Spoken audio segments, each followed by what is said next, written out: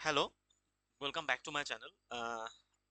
আজ আমি যে ক্লাসটা নিয়ে এসেছি সেটা আরআরবি গ্রুপ ডি যে আপকামিং এক্সাম আসতে চলেছে, বিশেষ করে তার পার্সপেক্টিভের উপরে আমরা 30 খানা সেটের ওপর জেনারেল সায়েন্স কমপ্লিট করব, যেগুলো বিগত এক্সামে এসছে। বিশেষ করে যে আহ, বিগত এক্সামের যে প্যাটার্নগুলো এসছে, মানে যে কোশ্চেন এসছে, সেই তার উপরে আমি টোটাল 30 খানা সেট আছে, যেটা আমরা টার্গেট নিয়েছি। মানে 30টা করে কোশ্চেন থাকবে, সেখানে তোমরা 900টা কোশ্চেন মতো পাবে।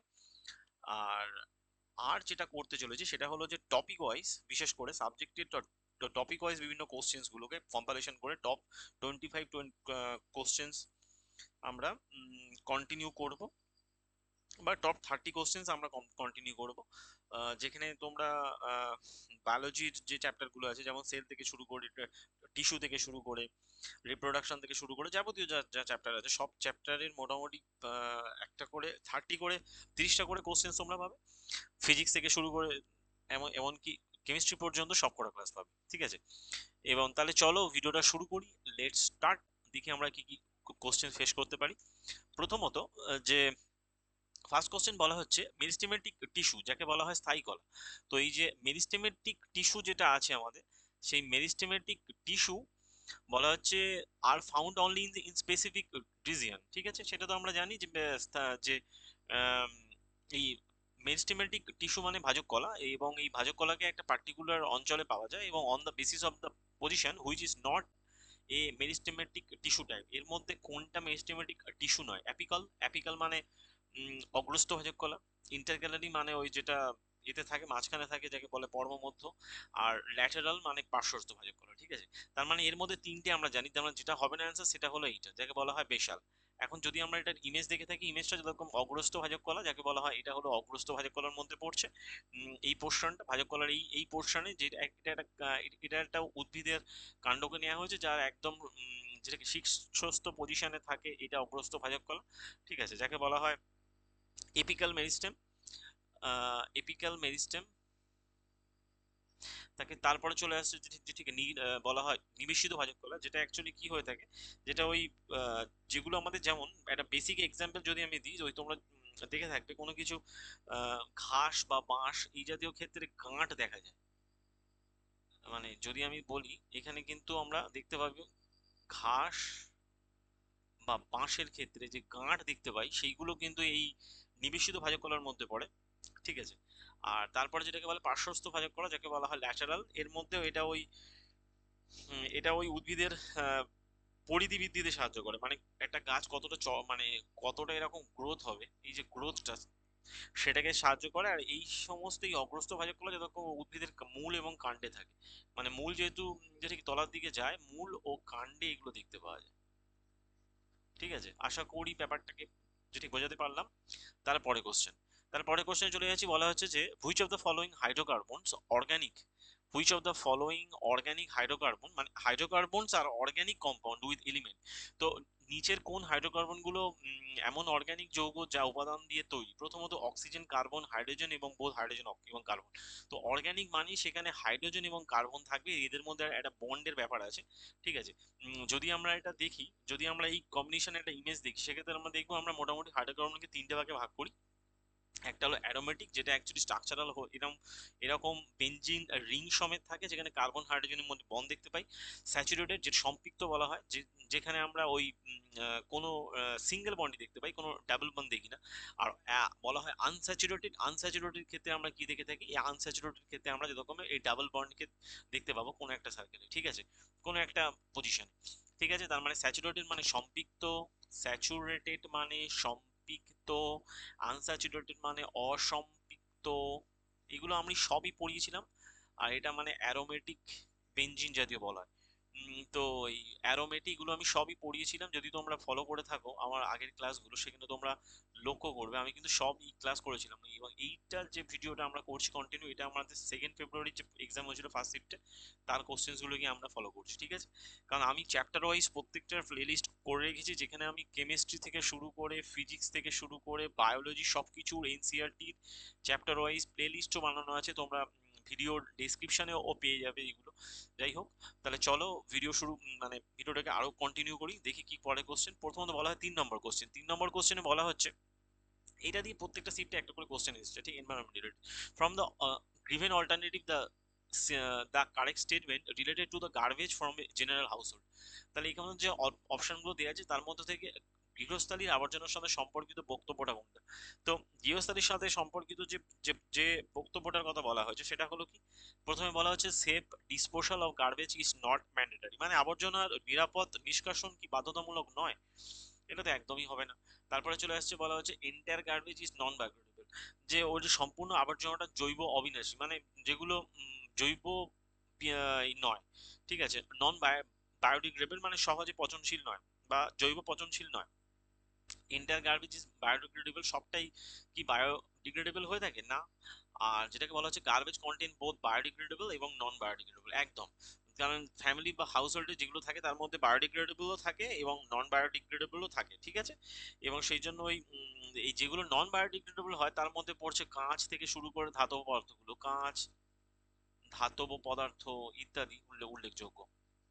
আর যেগুলো বায়োডিগ্রেডেবল গুলোর মধ্যে যেগুলো অণুজীব হয়ে থাকে, যেমন হচ্ছে কি সেই সমস্ত কিছু, যে খাবারের আবর্জনা থেকে শুরু করে, খাবার এবং পচনশীল যে পদার্থগুলো আমরা ফেলে থাকি, যেমন পচা শাকসবজি ইত্যাদি, ঠিক আছে। যাই হোক, তারপরে এবং যদি আমরা এটা ইমেজ দেখে থাকি সেখানে দেখবো আমরা এই যে কালারিং তোমরা দেখবে, অর্গানিক ওয়েস্টের জন্য সবসময় এরকম কালারের এখন এগুলো রেল স্টেশনেও থাকে, যেগুলো যে ঠিক হ্যাজার্ড ওয়েস্টের জন্য লাল থাকে, সবুজ কালারে থাকে অর্গানিক ওয়েস্ট, এবং রিসাইকেল বিন যেগুলোকে রিসাইকেল করা যাবে তার জন্য এই বোতল থেকে শুরু করে এগুলোর জন্য নীল কালারে থাকে, আর জেনারেল ওয়েস্টের জন্য এরকম কালো থাকে, ঠিক আছে। যাই হোক, তারপরে কোশ্চেন চলে আসছে, বলা হচ্ছে হুই ইজ দ্য এই what is the transfer of the pollen grain from one flower to another flower. যখন একটা ফুল থেকে একটা ফুলে পরাগ রেণুর যখন স্থানান্তর, তখন তাকে কি বলা হয়? গেটনোগামি, একদমই না। সেল পলি বলা হয় যে যে মানে স্বয়ংক্রিয় পরাগায়ন, যাকে বলা হয়। তারপরে চলে আসছে সেল পলিনেশন মানে স্বপরাগযোগ, তারপরে হচ্ছে ক্রস পলিনেশন আর অটোগামী। তারপর অ্যান্সার হবে কি, বলা হয় অটোগামী।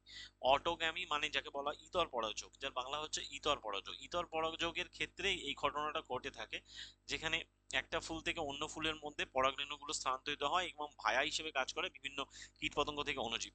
যেমন হচ্ছে কি, ধরো এই যে পলিনেশন হচ্ছে, এই পলিনেশনের ক্ষেত্রে কি হচ্ছে, এই পলিনেটর থেকে মোটামুটি একটা ফুল থেকে অন্য ফুলে চলে যাচ্ছে, ঠিক আছে।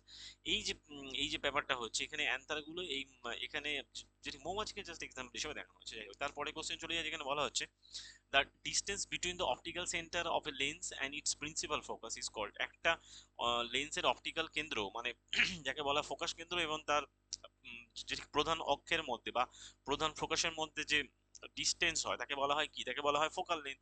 ফোকাল লেন্থ যেটা আমরা জানি যাকে বলা হয় ফোকাস দৈর্ঘ্য।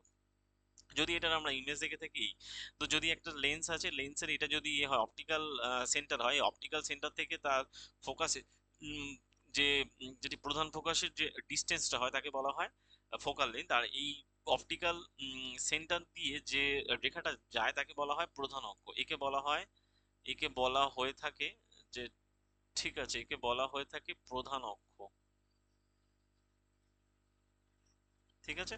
যাই হোক, তারপরে কোশ্চেন চলে যায়, যেখানে বলা হচ্ছে which of the following statement is are correct regarding the female reproductive system. তো স্ত্রী দেহের যে প্রজনন তন্ত্র আছে সেই সংক্রান্ত কোন তথ্যটা ঠিক? সেক্ষেত্রে বলা হচ্ছে যে প্রথমটা বলা হচ্ছে the egg is carried from ovary to the womb through the oviduct or fallopian tube, ঠিক আছে।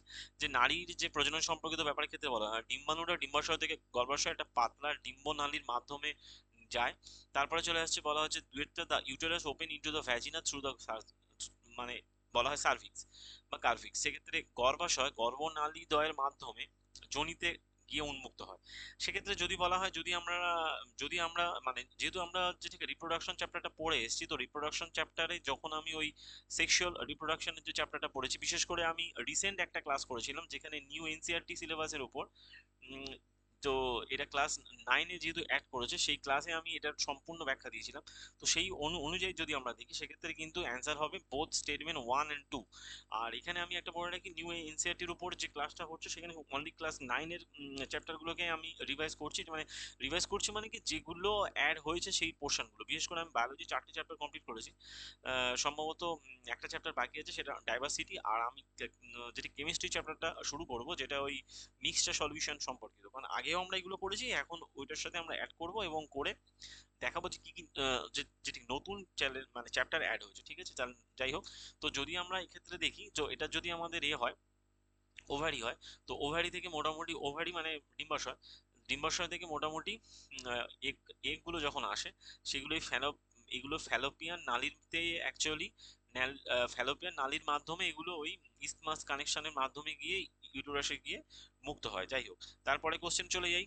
সেক্ষেত্রে আমরা দেখবো, বলা হচ্ছে হুইচ অর্গানিজম ইজ এ কি indicator of healthy aquatic ecosystem. তো একটা সুস্থ জলে বসবাসকারী বাস্তুতন্ত্র বা ইকোসিস্টেমের ক্ষেত্রে মূল সূচক কি হয়ে থাকে? আর্তম। আর্তম মানে হচ্ছে কেঁচো, না একদম না। ফিশ, ফিশ হওয়ার চান্স আছে। লাইকেন, লাইকেন তো হবে না, এটা এনভায়রনমেন্টের হয়। আর ককরোচের কোনো গল্প নেই।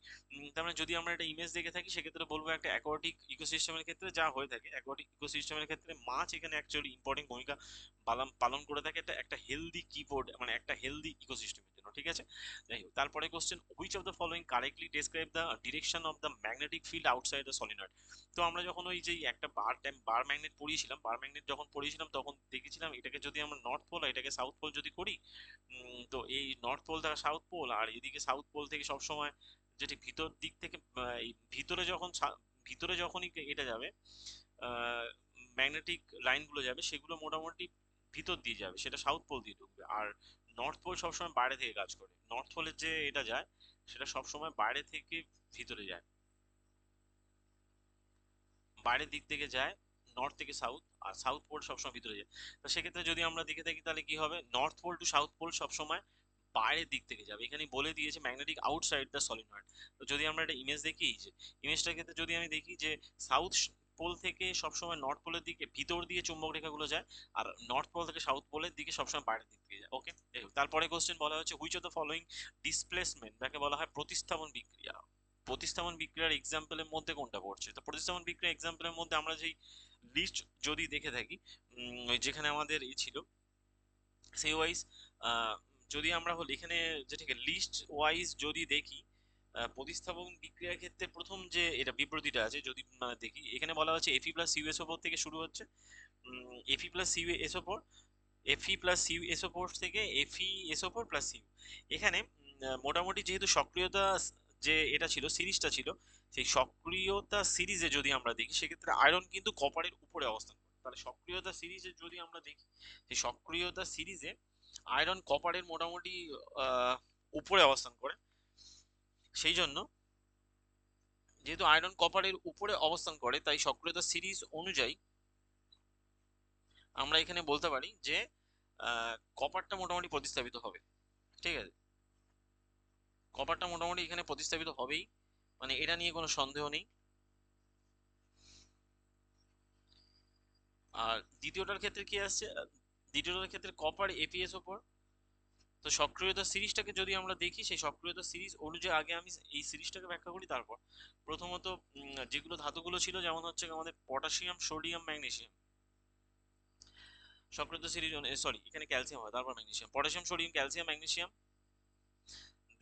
দেন ছিল অ্যালুমিনিয়াম। আমগুলো 5টা হয়ে গেল। দেন চলে আসছে জিঙ্ক। দেন চলে আসছে আয়রন। তার মানে আয়রন কিন্তু সক্রিয় সিরিজের উপরের দিকে আছে। ঠিক আছে, মানে আয়রন কপারের থেকে বেশি সক্রিয়, সেই জন্য কপারকে প্রতিস্থাপন করবে আয়রন। তার মানে 1 নম্বরটা আমাদের ঠিক। যদি আমরা দেখি, আয়রনের পরে আছে লেড, তারপরে আছে হাইড্রোজেন, তারপরে কপার মার্কারি, তারপরে কপার মার্কারি আর সিলভার এবং গোল্ড, এই যদি এই ওয়াইজ দেখি, তাহলে সক্রিয় সিরিজ অনুযায়ী আমাদের কি হবে, আয়রনটা কপারকে প্রতিস্থাপিত করবে, 1 নম্বর ঠিক।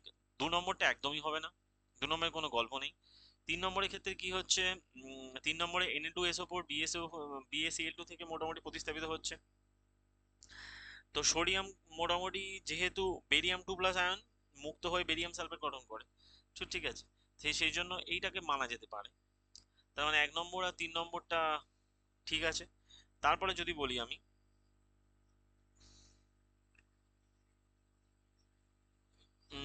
এজিসিএল এনও থ্রি থেকে এজিসিএল এনও থ্রি থেকে সোডিয়াম নাইট্রেট, মোটামুটি এই বিক্রিয়াতে কি হচ্ছে, সিলভার যে ক্লোরাইড আছে এটা একটা অত্যন্ত অদ্রবণীয় পদার্থ, ঠিক আছে।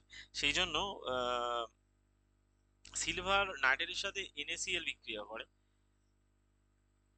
সিলভার নাইট্রেটের সাথে সিলভার নাইট্রেটের সাথে এনএসিএল বিক্রিয়া করে করে এই প্রোডাক্টটা পাওয়া যায়। মানে এটা যেটা দেওয়া আছে সেটা টোটালি উল্টো বিক্রিয়া, ঠিক আছে। তার মানে 1 নম্বর আর 3 নম্বর, তাহলে 1 নম্বর 2 নম্বর তো হবে না, এইটা হবে 3 নম্বর। এ আর সি যদি অ্যান্সার হয় তাহলে এইটা অ্যান্সার হবে, বিটা হবে না, ঠিক আছে। এটা সম্ভবত রেল হয়তো ভুল করেছিল, যদি রেলের ভুল থাকে ঠিক আছে, না হলে যদি আমার টাইপিং ভুল হয় তো অসুবিধা নেই। তা মোটামুটি এ আর সি হবে অ্যান্সার, এ আর সি মোটামুটি অ্যান্সার হবে, ঠিক আছে। যাই হোক, তারপরে question, which of the following process results in the formation of the two identical daughter cells. তো দুটো আইডেন্টিক্যাল ডটার সেল তৈরি করার যে প্রক্রিয়া, আইডেন্টিক্যালের ক্ষেত্রে সবসময় হয় মাইটোসিস, মাইটোসিস প্রক্রিয়াতে আইডেন্টিক্যাল হয়ে থাকে। সেক্ষেত্রে যদি আমরা এটা ইমেজ দেখে থাকি, যে কোনো একটা আইডেন্টিক্যালের ক্ষেত্রে সমরূপ, সমরূপ বা সদৃশ, সমরূপ বা সদৃশ। আমি চেষ্টা করছি ভিডিওর টাইম পিরিয়ড খুবই কম রাখা, যাতে আমরা কুইক রিভিশন করতে পারি, এবং এই সিরিজটা চলবে। যদি আমরা এটা কন্টিনিউ করি 30x30টা যদি ক্লাস করতে পারি, প্রায় তোমাদের কাছে যে ঠিক আছে, যে ঠিক 900টা কোশ্চেন থাকবে সায়েন্সের, যেটা কিন্তু এটা ওয়ান অফ দ্য মানে বিশাল ব্যাপার হয়ে যাবে, ঠিক আছে। তারপর বলা হচ্ছে, what advantage does asexual reproduction provide in a stable environment. একটা স্থির পরিবেশে নিঃসঙ্গ প্রজনন কি সুবিধা দিয়ে থাকে।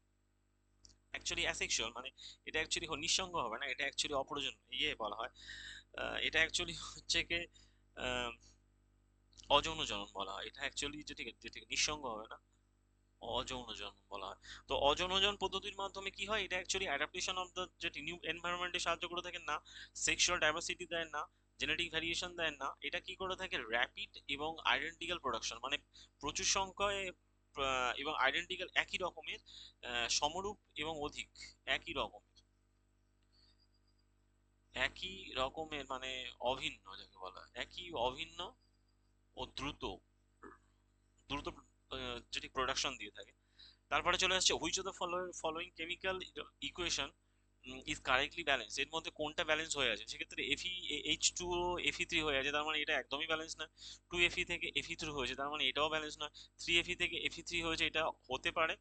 আর এখানে চার চার অণু এইচ টু দুটো মানে 8টা হবে, এখানে 8টা আছে, তার মানে অ্যান্সার হবে এইটা। বাদ বাকি আর দেখার দরকার নেই। এফি three O four H two, two H two না, টু এইচ টু এটা হবে না, তার মানে যেটা অ্যান্সার হলো আমাদের থ্রি এফি থেকে ফোর এইচ টু, এটা অ্যান্সার হলো, ঠিক আছে। আহ, যাই হোক, তারপরে চলে আসছে তারপরে কোশ্চেন, যেখানে বলা হচ্ছে যা sodium hydroxide is prepared by passing electricity through an aqua solution. তো এই অ্যাকোয়া সলিউশনের ক্ষেত্রে সোডিয়াম হাইড্রোক্সাইড যখন আমরা তৈরি করে থাকি, ওই যে যাকে বলা হয় যে ক্লোরঅ্যালকিল যে এটা পদ্ধতিটা, ঠিক আছে, এই পদ্ধতিটার নাম কি বলা হচ্ছে, তাহলে সোডিয়াম ক্লোরাইড থেকে যখন আমরা মানে sodium hydroxide is prepare through the aqua solution of sodium chloride, এবং এর একটা সুন্দর রিয়াকশন আছে, এবং সেই রিয়াকশনটা হলো যে এরকম, যে এনএওএইচ মানে এনএওএইচ প্রোডাকশন হচ্ছে, তাহলে এনএসিএল এর সাথে মোটামুটি এইচ টু যখন বিক্রিয়া করে, এনএসিএল এর সাথে এইচ টু বিক্রিয়া করছে, করে এনএওএইচ প্রোডাকশন হয়, এবং তার সাথে উৎপন্ন হয় ক্লোরিন প্লাস হাইড্রোজেন, ক্লোরিন এবং হাইড্রোজেন গ্যাস, ঠিক আছে। এখানে এই যে যেটা ক্লোরিনটা যেটা মুক্ত হলো, সেটা অ্যাকচুয়ালি অ্যানোডে মুক্ত হয়, ক্লোরিনটা মুক্ত হয় অ্যানোডে, আর যেটা হাইড্রোজেন গ্যাস থাকে সেটা অ্যাকচুয়ালি মুক্ত হয় ক্যাথোডে।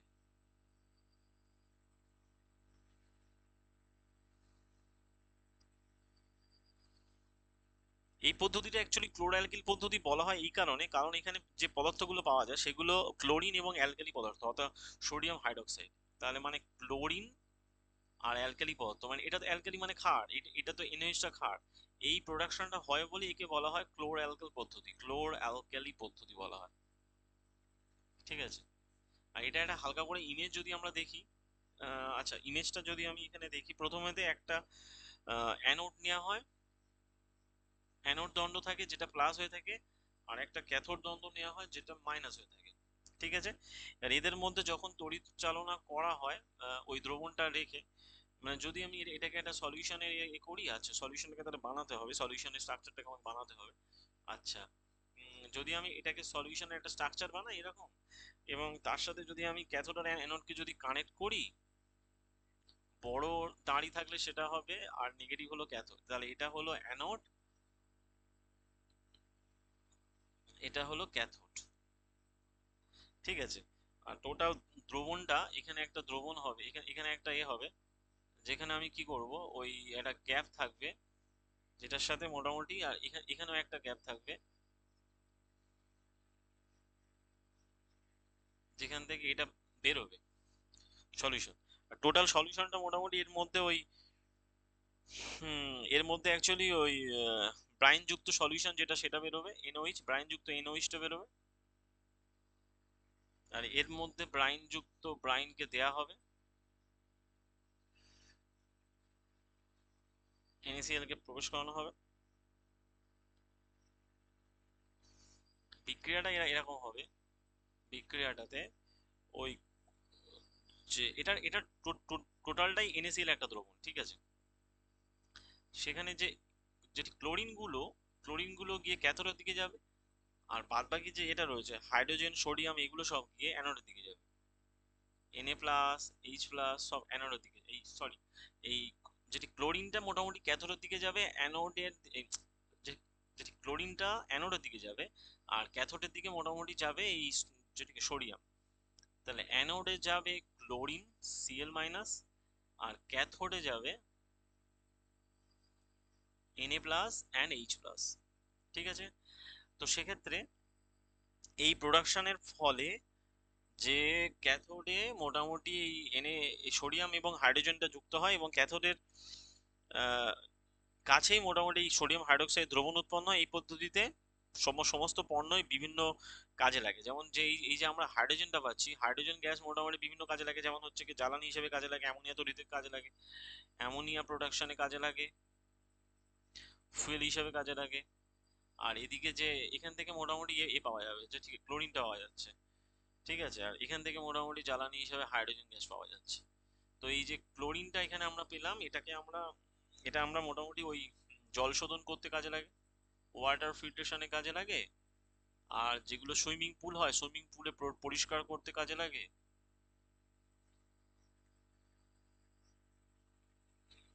বিভিন্ন PVC তৈরি করতে কাজে লাগে, বিভিন্ন ফার্টিলাইজার তৈরিতে কাজে লাগে, তৈরিতে কাজে লাগে। এটা আমাদের টোটালি হয়ে গেল। টোটাল যদি বলা হয়, এটা এটা অ্যাকচুয়ালি বলা হয় chloro alkali process. Chloro alkali প্রসেসকে আমি মোটামুটি ছবির মাধ্যমে দেখে দিলাম, যাই হোক। তারপরে কোশ্চেন বলা হচ্ছে যে the truck and motor bus tire are designed to be much wider than car tires। Truck আর যে মোটর বাস হয়, তাদের যে টায়ারটা থাকে সেটা মোটামুটি গাড়ির টায়ারের তুলনায় অনেকটা চওড়া হয়, এবং যেখানে কাটার টুল এবং পেরেকের ধার মোটামুটি যেটাকে ছোট ছিদ্র থাকে। এরকম ব্যাপারটা কি, এখানে ব্যাপারটা এরকম ভাবে কাজ করে যে thrust is directly proportional to the area, না থ্রাস্টের সাথে এরিয়ার যে সম্পর্ক সেটা ব্যস্তানুপাতিক। ঠিক আছে, থ্রাস্টের সাথে যদি আমি এরিয়া সম্পর্ক দিই সেটা কিন্তু ব্যস্তানুপাতিক সম্পর্ক হবে। তার মানে larger thrust always lower pressure, না এর সাথে আবার সম্পর্ক নেই, কারণ প্রেশার বলতে গেলে থ্রাস্ট বাই এরিয়া। ঠিক আছে, সেক্ষেত্রে তাহলে সেকেন্ডটাও হবে না, ফার্স্টেরটাও হবে না। The same thrust acting on the smaller area excerpt A larger pressure, হ্যাঁ এইটা কারণ একই ধরনের থ্রাস্ট এরিয়া ওয়াইজ বেশি পরিমাণে কাজ করে। ঠিক আছে, আর pressure inversely proportional to the mass of the object, না প্রেশারের সাথে মাসের কোনো সম্পর্ক নেই, যাই হোক। তারপরে চলে আসছে select the correct function of the smooth endoplasmic reticulum. তো আমরা এন্ডোপ্লাজমিক রেটিকুলামকে দুটো ভাবে জানি, একটা রাফ যে অ্যাকচুয়ালি প্রোটিন সিনথেসিস করে, ওকে, আরেকটা বলা হয় স্মুথ যাকে বলা এসিআর, সে অ্যাকচুয়ালি কি করে, লিপিড কার্বোহাইড্রেট এবং দুটোই সিনথেসিস করে। তো বেশি পরিমাণে যেটা করে থাকবে, এখানে যে অপশনটা দেওয়া আছে সেই অপশন ওয়াইজ কিন্তু লিপিড সংশ্লেষটা বেশি পরিমাণে করে। যেখানে আমরা ওই যখন বায়োলজি পড়েছিলাম তখন আমি ব্যাখ্যা দিয়েছিলাম, এরা কিন্তু স্টেরয়েড ওই যে যেটা হয়, যেটি মসৃণ যেটা হয়, এরা অ্যাকচুয়ালি কি করে থাকে, এরা ওই স্টেরয়েড জাতীয় যে হরমোনগুলো হয় সেগুলো মোটামুটি স্টেরয়েড হরমোনস গুলোকে এরা কিন্তু সিনথেসাইজ করতে সাহায্য করে, অ্যান্ড যে ঠিক লিপিড প্রোডাকশনে এরা বেশি পরিমাণে সাহায্য করে থাকে। তাহলে অ্যান্সার কি হবে লিপিড। তার সেক্ষেত্রে যদি আমরা একটা ইমেজ দেখি সেক্ষেত্রে ইমেজ দেখবো এটা একটা এন্ডোপ্লাজমিক, এটা একটা স্ট্রাকচার যেখানে এন্ডোপ্লাজমিক রেটিকুলাম গুলো এই পজিশনে থাকে, এগুলো স্মুথ হয়ে থাকে, আর যেগুলো রাফ থাকে এগুলো এগুলো রাফ হয়ে থাকে। ঠিক আছে, রাফ এই গুটি গুটি গুটি গুটি উপরে এটা দাগ থাকে, আর এটা হলো হচ্ছে ঠিক নিউক্লিয়াসটা চারদিকে থাকে। তারপরে question, which of the following best illustrate the Newton's third law of the motion. নিউটনের তৃতীয় গতির নিয়মকে কোনটি সবচেয়ে ভালোভাবে ধারণ করে থাকে। তো প্রত্যেক বস্তুর সমান বিপরীত প্রতিক্রিয়া আছে, সেক্ষেত্রে বল ফলিং আন্ডার গ্র্যাভিটি একদমই না। A car accelerating on a road due to ইঞ্জিনের জন্য, ইঞ্জিনের শক্তির কারণে কি গাড়ি অ্যাক্সিডেন্ট করে, এই মানে যেটি গাড়ি চলে, তাও এটা এটা কারণটা না।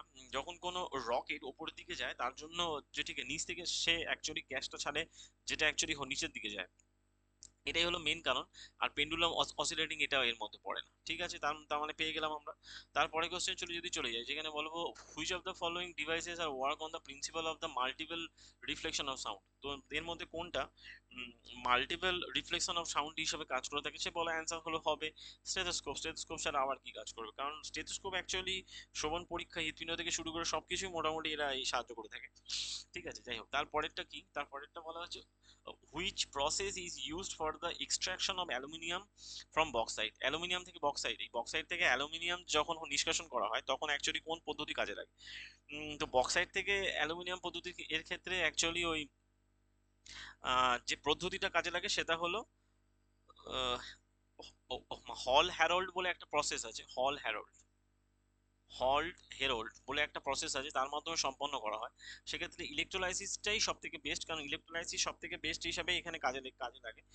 ইলেকট্রোলাইসিস পদ্ধতির মাধ্যমে অ্যাকচুয়ালি ওই অ্যালুমিনিয়াম থেকে ধাতুগুলো যে যে অ্যাকচুয়ালি যে হয় ধাতুগুলো হয়, সেই ধাতুগুলোর যে নিষ্কাশনের ক্ষেত্রে এই এই হল অ্যারোল পদ্ধতিটা সব থেকে ইম্পর্টেন্ট। কারণ আমরা তো মোটামুটি এই প্রসেসটাকে আগের যখন ওই পড়েছিলাম, যেটি মেটাল পড়েছিলাম, তখন আমি ব্যাখ্যা দিয়েছিলাম। তো সেই জন্য এটার উপরে যদি আমি বলে থাকি যে ওই ইলেকট্রোলাইসিস যে পদ্ধতি আছে, ইলেকট্রোলাইসিসের বিভিন্ন পদ্ধতির মধ্যে এটা অন্য একটা পদ্ধতি। অধিক সক্রিয় ধাতুগুলোর ক্ষেত্রে এটা এটা এগুলো হয়ে থাকে। ঠিক আছে, সেক্ষেত্রে ওই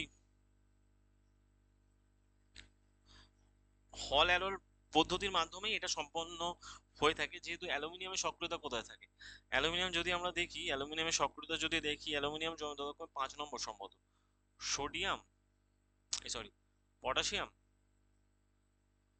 potassium, sodium, calcium, magnesium, aluminium.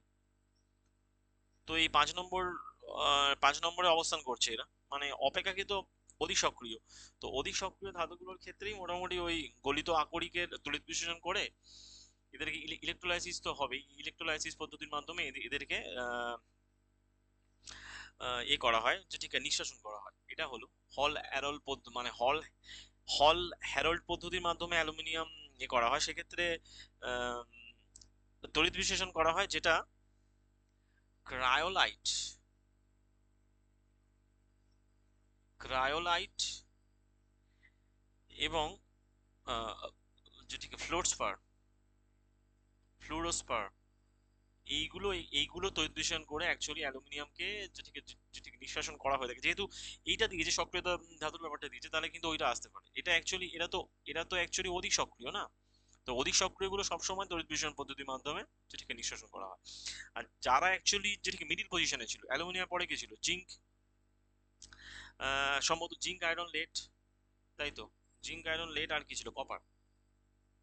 তো এরা যেহেতু অপেক্ষাকৃত কম সক্রিয়, এদেরকে মোটামুটি ওই মাঝারি সক্রিয় ধাতুগুলোর, তার মধ্যে কার্বনেট আর সালফাইড আছে, সালফাইড গুলোকে তাপজারণ করা হয়, আর কার্বনেট গুলোকে মোটামুটি ওই বশীকরণ পদ্ধতির মাধ্যমে করা হয়। তার মানে সালফাইডের তাপজারণ করা হয়, যেমন কপার সিলভার,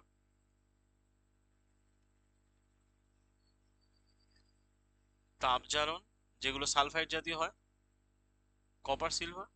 আর বশীকরণ করা হয় যেগুলো কার্বনেট হয়, কার্বনেট যেগুলো হয় সেগুলোকে বলা হয় যেমন জিঙ্ক, আয়রন, কপার ইত্যাদির ক্ষেত্রে। ঠিক আছে, তো এটা সেখানে আমরা জানলাম। Can the displacement of an object be greater than the distance travel. একটা বস্তু স্থানান্তর চলা দূরত্বের চেয়ে বেশি হতে পারে কি, যখন একটা বস্তু মানে অ্যাকচুয়ালি বলা হয় যে ওদের ডিসপ্লেসমেন্টটা, যখন একটা বস্তু ডিসপ্লেসমেন্ট যেটা হয়, সেটা কি ডিসপ্লেসমেন্টটা কি মোটামুটি বেশি হতে পারে কখনো? যে ডিসপ্লেসমেন্ট কখনো বেশি হবে না, কারণ ডিসপ্লেসমেন্ট বলতে একটা বস্তু একটা যে ঠিক আছে নির্দিষ্ট পথে যখন একটা, যাকে বলা হয় সরণ, একটা পার্টিকুলার দিকে যখন যায় তখন তাকে বলা হয়। আর যে ঠিক আছে দূরত্বর ক্ষেত্রে এবারে যেটি বিভিন্ন দিকে হতে পারে, ঠিক আছে, এটাকে বলা হয় ডিস্টেন্স, এটাকে বলা হয় ডিসপ্লেসমেন্ট। তার মানে এটা কখনো অ্যান্সার হবে না, কারণ ডিসপ্লেসমেন্ট কখনো বড় হবে না ডিস্টেন্সের থেকে।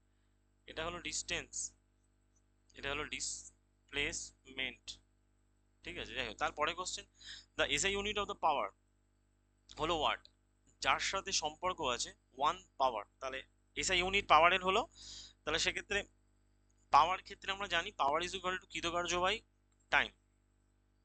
তাহলে পাওয়ার মানে এবারে ঠিক আছে জুল পার সেকেন্ড হওয়া উচিত,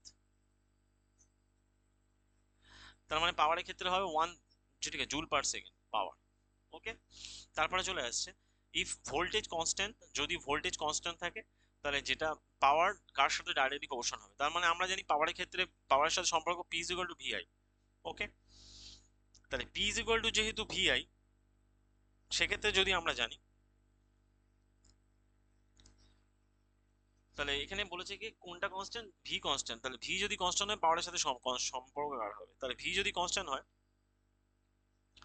তাহলে পাওয়ারের সাথে সম্পর্ক হচ্ছে কার, পির সাথে আই, আই এর সাথে সমানুপাতিক হবে, ঠিক আছে। তাহলে আই এর সাথে সমানুপাতিক হবে। আবার এখান থেকে আমি আবার চেঞ্জ করতে পারি, ভির মান চেঞ্জ করে, তাহলে ভির জায়গায় আই আর দিতে পারি, আর আই তো আছেই, আই স্কোয়ার আর। ঠিক আছে, আমি একটা কাজ করছি, পরে পরে।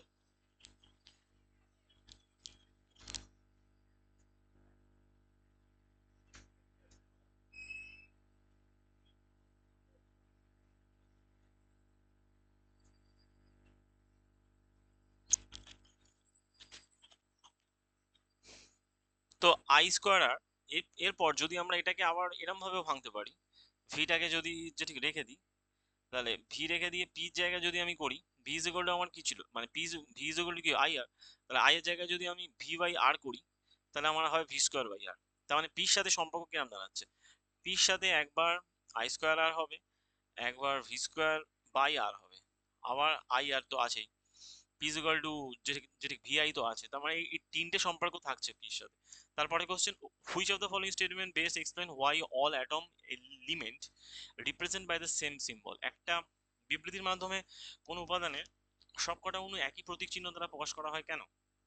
কারণ একটাই, কারণ তাদের নিউক্লিয়াসে যেটা প্রোটন সংখ্যা থাকে সেগুলো সব ক্ষেত্রে মানে সেম হবে, ঠিক আছে। মাস নাম্বারে কোনো গল্প এখানে নেই, কারণ মাস বলতে সবটা বোঝাচ্ছে যে ঠিক আছে নিউটন সংখ্যা প্রোটন সংখ্যা, তো মিলিয়ে মাস নাম্বার হয়। মাস মানে হচ্ছে গিয়ে নিউটন সংখ্যা প্লাস প্রোটন সংখ্যা মিলিয়ে হয়। এবারে সব ক্ষেত্রে যে ঠিক আছে নিউটন সংখ্যা সমান নাও হতে পারে, তার মানে এখানে যে ঠিক আছে নিউটন সংখ্যার গল্প এখানে থাকছে না, because of the mass number, mass নাম্বারের গল্পও থাকছে না। মাস থাকে সবসময় মাথায় থাকে, কোনো একটা যদি এলিমেন্ট দেখি এখানে থাকে মাস নাম্বার, এখানে থাকে বলা হয় প্রোটন নাম্বার, ঠিক আছে।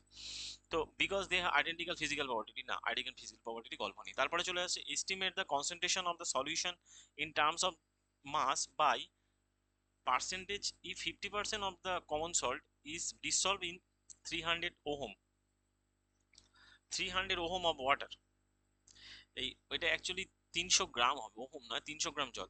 তো বলা হচ্ছে সাধারণত যদি 300 গ্রাম জলেতে পানি লিখেছে নাকি, এটা হবে জল, জলে 50 গ্রাম সাধারণ লবণকে দ্রবীভূত করা হয়, তাহলে দ্রবণের ঘনত্বের শতকরা হার কত হবে। তাহলে তাহলে এখানে যে ব্যাপারটা আমরা যে মানগুলো অ্যাকচুয়ালি বসিয়ে পাই সেটা হলো লবণের ভর কত দিয়েছে 50 গ্রাম, 50 গ্রাম সল্ট, তার মানে সল্ট যেটা হয় দ্রাবক বাই দ্রাবক বাই দ্রবণ, মানে বলা হয় সলিউশন। দ্রাবক কত 50, ডিসলভ হচ্ছে কত 300, তার মানে টোটাল দ্রবণ কত হচ্ছে 50 প্লাস 300 মানে কত হয় 350, 350। এবার যদি 350 পার্সেন্টেজ করি করলে কত হবে 7, মানে 100/7 মানে 14.28%। কিছু না, যে পরিমাণ দ্রাব্য আছে আর যে সলিউশনে দ্রবীভূত আছে তার পরিমাণটাই জানতে চেয়েছে। এখানে যদি দ্রবণটা দিত, এটা যদি যেটাকে দ্রবণের পরিমাণটা দিত, তখন আমরা কি করতাম, ওই একই হতো 350।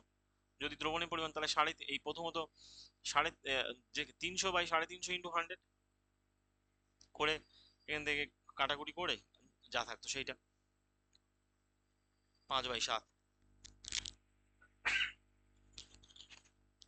যাই হোক, তারপরে কোশ্চেন চলে যাচ্ছে, যেখানে বলা হচ্ছে which of the following is a compound that from the solution when dissolve in water. যখন একটা দ্রবণকে যখন জলেতে গোলা হয় সেক্ষেত্রে কি তৈরি করে, মানে অ্যাকচুয়ালি জলের মধ্যে দ্রবীভূত হয়ে যায় কোনটা, সেটা এর মধ্যে স্যান্ড, বালি তো হবে না, অয়েল তো হবে না, অয়েল ভাসবে, আয়রন ফিলিং তো হবে না, যেটা হবে সোডিয়াম ক্লোরাইড। তো এটা অ্যাকচুয়ালি সোডিয়াম ক্লোরাইড দ্রবীভূত হয়ে যাবে, মানে যেটাকে বলা হয় লবণ, যেটা আমরা করে থাকি। যাই হোক, তারপরে question, how are the magnetic field are arrange inside the current solenoid. Magnetic field actually সলিনয়েডের ভিতরে চুম্বকীয় ক্ষেত্রে যেগুলো হয়, রেখাগুলো হয়, সেগুলো কিরম ভাবে সাজানো থাকে। তো সেক্ষেত্রে ম্যাগনেটিক ফিল্ডের ক্ষেত্রে যেটা হয়ে থাকে সেটা হচ্ছে কি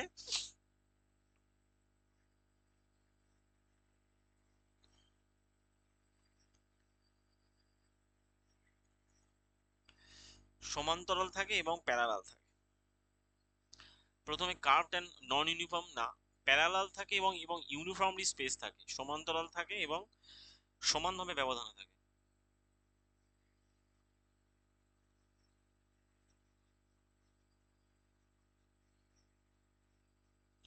সমানভাবে ব্যবধানে থাকে। ওকে, যাই হোক, তারপরে question, the unit formula of the মাসের ইউনিট ফর্মুলা হয়ে থাকে যেটাকে ছোট হাতের ইউ দিয়ে আমরা প্রকাশ করে থাকি।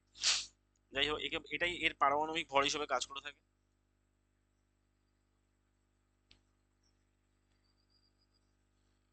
ভর হিসেবে কাজ করে থাকে। যাই হোক, তারপরে question, when does rust from an iron. লোহায় কখন মরচে ধরে? লোহায় মরচে ধরে একটাই কারণ, যখন হচ্ছে কি এটা জল এবং অক্সিজেনের সাথে যখন রিয়াক্ট করে, ড্রাই ওয়ারে থাকে, হ্যাঁ। তো প্রথমে জল এবং অক্সিজেনের সাথে রিয়াক্ট করে, তখনই অ্যাকচুয়ালি লোহাতে মরচে ধরে। এবং যেটা তৈরি হয় সেটা হচ্ছে কি, মরচের সংকেত যেটা হয় Fe2O3 আর NH2O, মানে এটা জলের সংকেত বলা যেতে পারে। ওকে, তারপরে question, the making of new cell in organism is called. জীবে যখন নতুন কোষ তৈরি হয় সেই পদ্ধতিকে কি বলা হয়? Cell division. সেল ডিভিশনের মাধ্যমে তো আমরা দেখে থাকি। ঠিক আছে, যাই হোক, তারপরে বলা হচ্ছে ইফ এ ওয়্যার, যদি একটা তারে একটা রোধ আর থাকে, আচ্ছা আর দেওয়া আছে, তার মধ্যে যদি কারেন্ট যাচ্ছে, কারেন্ট আই যাচ্ছে, পাওয়ার তাহলে কত হবে? তাহলে আমরা জানি P is equal to VI. এবার জানতে চেয়েছে এইটা, তাহলে এখান থেকে আমাদের আর এর সাথে সম্পর্ক করতে হবে। তাহলে ভির জায়গায় আমি আই আর বসাবো, তাহলে আই আছে এদিকে, তার মানে সম্পর্ক কি হবে? আই স্কোয়ার আর, তাহলে পির সাথে সম্পর্ক কি হলো? P is equal two I square. Answer হয়ে গেল। যাই হোক, তারপরে question, which of the following organism do both fragmentation and spore formation. কোন প্রাণীরা ফ্র্যাগমেন্টেশন পদ্ধতিও করে, আবার আবার স্পোর পদ্ধতির মাধ্যমে এ করে? সেটা হলো ফাঙ্গি। ফাঙ্গি অ্যাকচুয়ালি এই ফ্র্যাগমেন্টেশন এবং স্পোর, এই যে ঠিক দুটো পদ্ধতির মাধ্যমে সম্পন্ন করে। এটা হলো ফ্র্যাগমেন্টেশন পদ্ধতি, আর এটা হলো স্পোরের মাধ্যমে সম্পন্ন করে ফাঙ্গি। ঠিক আছে, আর ফ্র্যাগমেন্টেশনের মাধ্যমে ওই ইয়ে হয়, খণ্ডীকরণের মাধ্যমে সম্পন্ন হয়ে থাকে। যাই হোক, মোটামুটি আমরা চেষ্টা করলাম যে 30টা কোশ্চেন খুবই তাড়াতাড়ি ক্লাসটাকে কমপ্লিট করার চেষ্টা করলাম। আশা করি তোমাদের ভিডিওটা ভালো লেগেছে। যদি ভালো লাগে তাহলে অবশ্যই লাইক করো এবং চ্যানেল সাবস্ক্রাইব করো, এবং এর পিডিএফ গুলো আমি চেষ্টা করব ডেসক্রিপশনে দিয়ে দেওয়ার। আর যদি ডেসক্রিপশনে না পাও তাহলে চলে যাবে টেলিগ্রামের লিঙ্ক দেওয়া থাকবে, সেখান থেকে তোমরা পেয়ে যাবে, এবং এটা কন্টিনিউ হবে ক্লাসটা। তোমরা এটা ফলো করো এবং পারলে যেটি বন্ধুদের মধ্যে শেয়ার করো। আপকামিং যেটি গ্রুপ ডি এক্সামের জন্য এটা কিন্তু খুব একটা বলা যেতে পারে যে ইম্পর্টেন্ট একটা ইয়ে হতে চলেছে, যেটি মানে ব্রহ্মাস্ত্র হতে চলেছে অ্যাকচুয়ালি তোমাদের কাছে। ঠিক আছে, বা রামবাণ হতে চলেছে বলতে পারো। তাহলে আপাতত ভিডিও এই পর্যন্ত, দেখা হচ্ছে পরের ভিডিওতে। Thank you.